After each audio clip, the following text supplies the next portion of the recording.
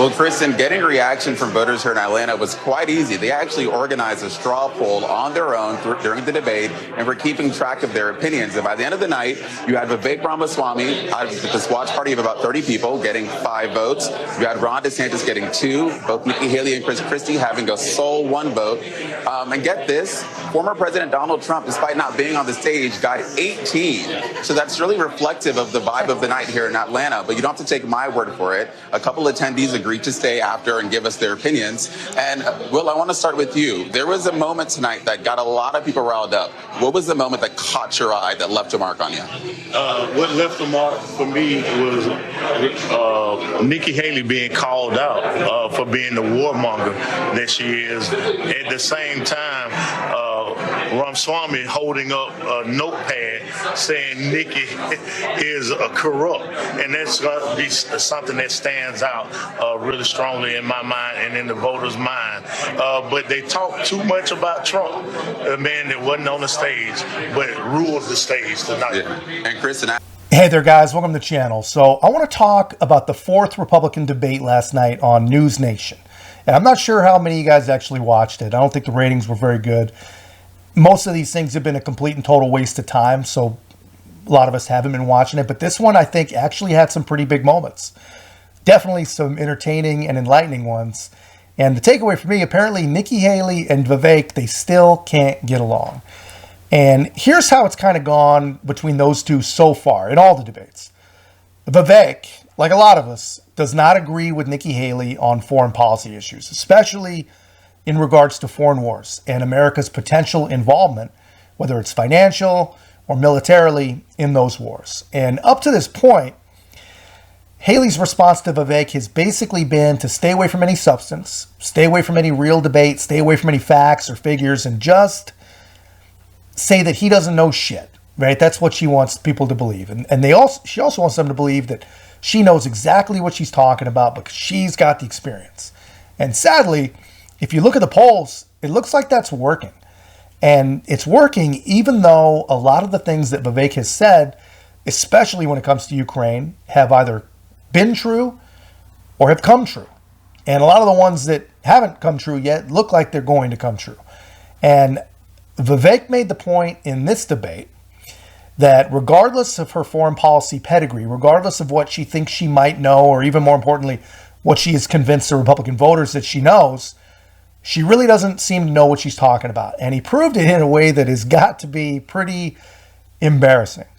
And really embarrassing, actually. Made even more embarrassing by the fact that after Vivek made his strong point, Haley just stands there staring off into space while Chris Christie takes time off his paid gig as Trump attack dog to play Nikki Haley protector. And as you watch this, guys, you'll see the establishment really is asking a lot of poor Chris Christie. I want to say one thing about the tie to Ukraine, if I may. So foreign policy experience is not the same as foreign policy wisdom. I want everybody at home to note that I was the first person to say we need a reasonable peace deal in Ukraine. Now a lot of the neocons are quietly coming along to that position, with the exceptions of Nikki Haley and Joe Biden, who still support this, what I believe is pointless war in Ukraine. And I think those with foreign policy experience, one thing that Joe Biden and Nikki Haley have in common is that neither of them could even state for you 3 provinces in eastern Ukraine that they want to send our troops to actually fight for. Look at that. This is what I want people to understand. These people have, I mean, she has no idea what the hell the names of those provinces are, but she wants to send our sons and daughters and our troops and our military equipment to go fight it.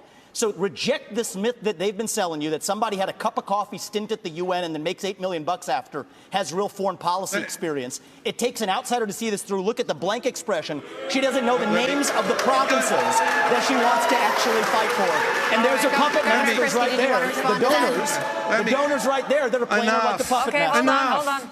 Let me just say something here. You know, his reasonable peace deal in Ukraine, he made it clear.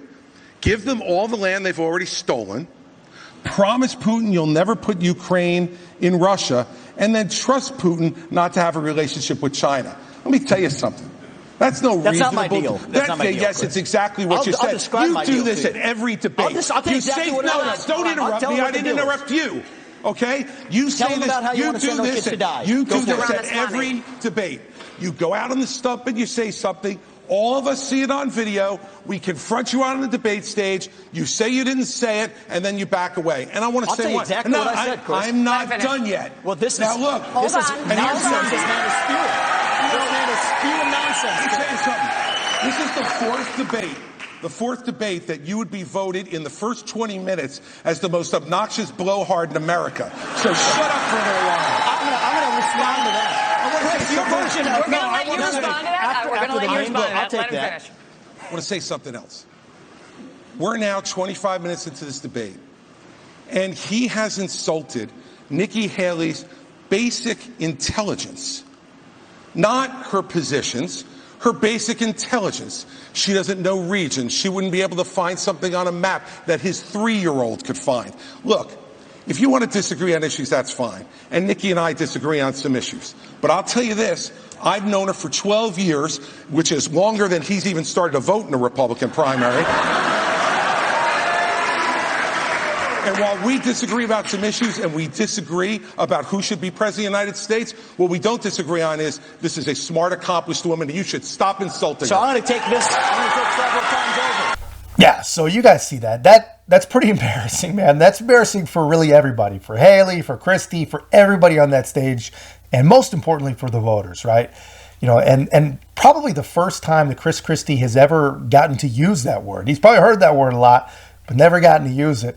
And here's the thing, you know, let me know in the comments if you really think it sounds like Vivek is questioning Haley's actual intelligence. You know, maybe it does. You know, I can see how people would think that. And I can agree with Chris Christie that if people do think that, if that is their takeaway, that's not a good look. But I think it's more than that. I don't think it's about her intelligence. I think it's about her policies. And it's about her desires that she's expressed in Ukraine. And honestly, her position, I think it's fair. I think it's reasonable to think that a certain part of Eastern Europe is important enough to intervene.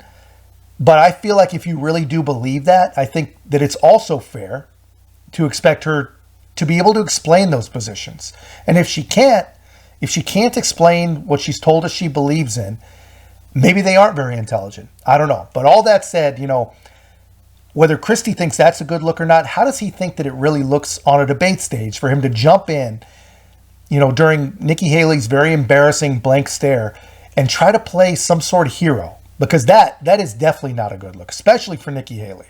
You know, because we're told she's a very, very strong woman. And guys, nothing against Nikki Haley. I do not dislike Nikki Haley. I don't think she'd be a very good president, but I don't dislike her. But here's what we're told, that she's super strong, that she carries ammo in her heels, and we're told that she's a genius. And, you know, a lot of people believe she's the only person on that stage who can do the job on day one. Well, that's not what we see when the establishment attack dog starts begging her for a job on live TV. And really all she had to do, and I know they don't want to play each other's games, but if she would have played Vivek's game and named just a couple of regions in Ukraine, it's all over for her. I mean, for Vivek. It'd be all over for Vivek. The narrative would be finished. He'd be embarrassed. But if you look at her face, she couldn't answer that question. She probably couldn't answer that question if she was allowed to phone a friend. But anyway, good look or not, I'm very, very glad that little exchange happened, because Vivek's response is pretty awesome. So first of all, I think we just learned something from Chris Christie. We learned three things. We learned three things right there. First of all, Chris Christie also doesn't know what provinces in eastern Ukraine he actually wants us to fight for. Chris, your version of foreign policy experience was closing a bridge from New Jersey to New York. Yeah. So do everybody a favor. Just walk yourself off that stage, enjoy a nice meal, and get the hell out of this race. When it comes to Nikki, I think if you're going to actually send your sons and daughters to go die in somebody else's war, you better, excuse me, Chris, I'm speaking, and I'm not done yet. I haven't heard a time when you aren't and we're going to be speaking. done. So listen up to this. If these people want to send your sons and daughters to go die in Ukraine, they've been arguing for it for a year. $200 billion of our taxpayer money sent over. Neither of them could even name for you the provinces that they actually want to protect. And this is the people who have been touting their so-called foreign policy experience. It is intellectual fraud. These people are lying to you. The same people who told you about weapons and mass destruction in Iraq to justify that invasion didn't know the first thing about it, yet they sent thousands of our sons and daughters to go die. The same people who told you the same in Afghanistan, where the Taliban is still in charge 20 years later. $7 trillion of our national debt due to these toxic neocons. You can put lipstick on a Dick Cheney, it is still a fascist neocon. Thank you, Mr. got to see that Ramaswamy. today. Thank you, Mr. It's Dick Ramaswamy. Cheney all over again in this party. Thank you, Mr. Ramaswamy. I don't know what to say about that except for wow. And I'm biased, guys. I'm gonna be honest. I'm biased because I really, really do like Vivek. I know a lot of you guys don't. I know there's some real support for people like Nikki Haley, maybe even Chris Christie. I don't think so, but maybe.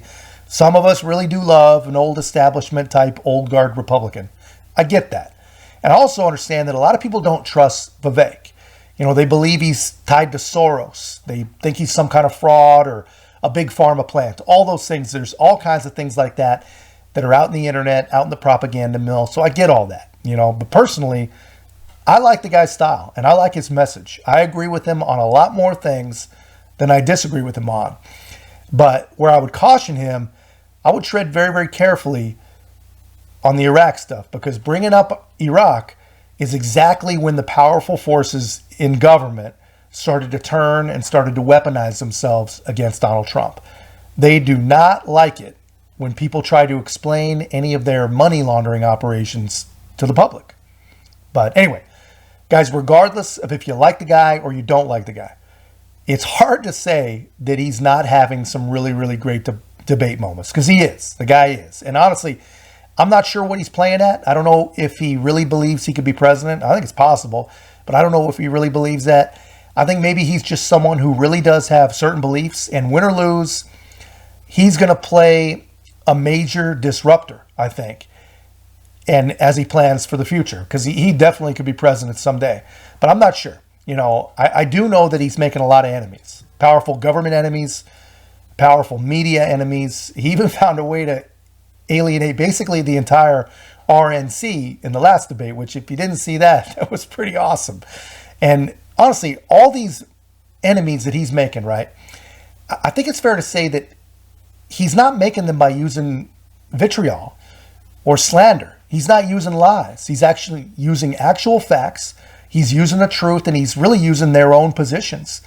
And I think he said it best when he said he's just exposing these people as intellectual frauds, which is a really, really strong line and an even better concept. And I don't think there's any question that he's the smartest person on that stage. I think Ron DeSantis, I imagine, is probably pretty close. You know, he's a pretty intelligent guy. But the rest of them, they want you to confuse their experience. And remember that what experience means in government is that they were there. You know, just having experience, just having been there is all that matters in government. It doesn't even matter if it's good experience. You don't actually have to be good at the job that you had, whatever job that was. Whatever job gave you experience, you don't have to have done a good job. Just the fact that you had the job really is all that matters in government. You know, Joe Biden's a perfect example. You know, and these people want you to believe that the fact that they had a job means that somehow they're intellectually prepared and they deserve to promote into an even bigger job. Government, guys, is the only place where just having had the job makes you worthy of being promoted. I mean, can you imagine if we were promoting these people within a private company that we actually owned? We'd require that they were good at the last job that we gave them.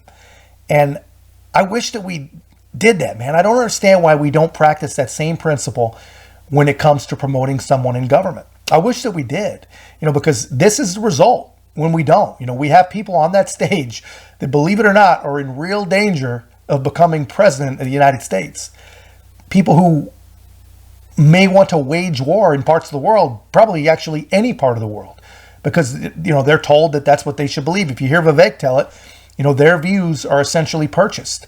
And we allow that to happen, man, because we believe for some reason that these people are the experts. And honestly, you know, the fact that Nikki Haley wasn't prepared to even talk about facts on the ground, even talk about places on the ground in Ukraine where she believes, you know, that it's important that we protect, should tell us all what kind of experts they really are. And honestly, the fact that Vivek took such a calculated gamble that she would have no clue what he was talking about, I think really does show how much more intelligent he really is. She said that I have a woman problem. Nikki, I don't have a woman problem. You have a corruption problem. And I think that that's what people need to know. Nikki is corrupt. This is a woman who will send your kids to die so she can buy a bigger house. This is the problem. Using identity politics more effectively than Kamala Harris is a form of intellectual fraud. And it actually needs to end. There's our donor puppet masters wielding their puppet right up here tonight. This is how this game is played. The puppet masters put up their puppet, and I reject the use of identity politics in this party. It has been a cancer coming from the left, and I'm sick and tired of the double standards. The people of this country are too. Having 2 X chromosomes does not immunize you from criticism. Thank you, sir. Thank you. Governor Hayes. This dude is pretty vicious, right? But in a really, really, really great way. All he's doing is exposing what a lot of people see. And the people that really do see it, guys, we're getting sick and tired of it. And just to prove the point of what's really going on and how this game is actually played, I think as we watch, the coverage of this debate, and as we watch the way the mainstream liberal media handles Haley or handles Vivek in the next couple days, I would guess that everything we're going to see is going to be all about the 2X chromosomes line or whatever, and all about how he was testing her Eastern European geography knowledge and how that is just misogyny, that's sexism, or whatever isterism they want to use. And just like Vivek said, it's all going to be about identity politics. No one's going to ask her about any one thing he said. They're not going to ask about Ukraine policy. They're not going to ask her to explain why she believes anything that she believes. They're not even going to ask her what she believes. They're only going to use her and her gender to attack other Republicans. And that is what they will do every single time. Anyway, that's all I got from the 4th debate, guys. Let me know your thoughts in the comments. If you haven't already, like, comment, subscribe. Most importantly, share the channel. We'll see you in the next one.